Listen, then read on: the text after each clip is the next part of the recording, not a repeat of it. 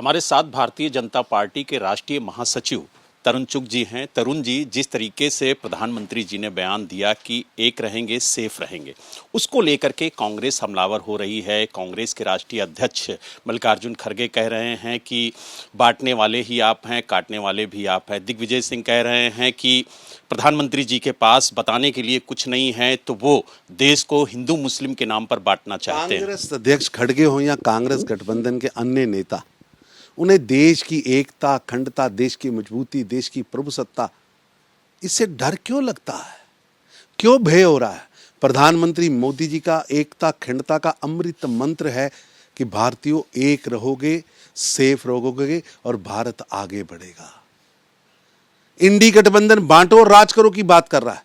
आज इंडी गठबंधन कांग्रेस के नेतृत्व में टुकड़े टुकड़े गैंग की शरण स्थली बनी है।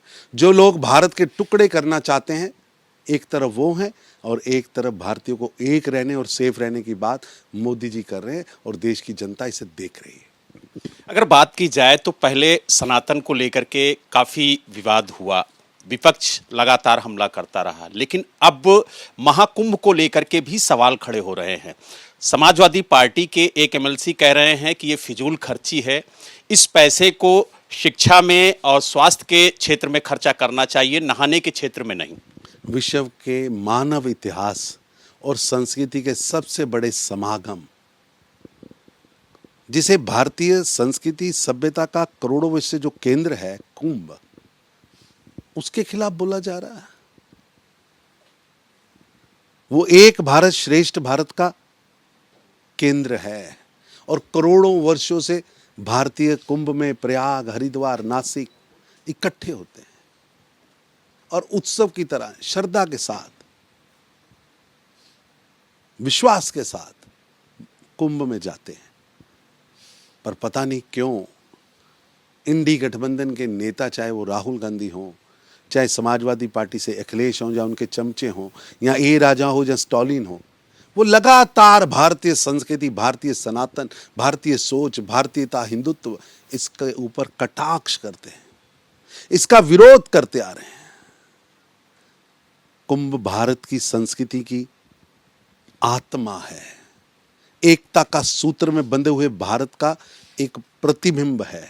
इतिहास में हम लाखों वर्षों से, करोड़ों वर्षों से कुंभ मना रहे हैं, पर उसके खिलाफ बोलना ये गैर कानूनी है। आपने करोड़ों भारतीयों की, करोड़ों सनातनियों की आस्था पर चोट की है, अपमान किया है। ये दुर्भाग्यपूर्ण है और ये बताता है कि इंडी गठबंधन के नेताओं के मन में भारत, भारतीयता, भारत की सोच, संस्कृति, सनातन के खिलाफ कितना जहर भरा।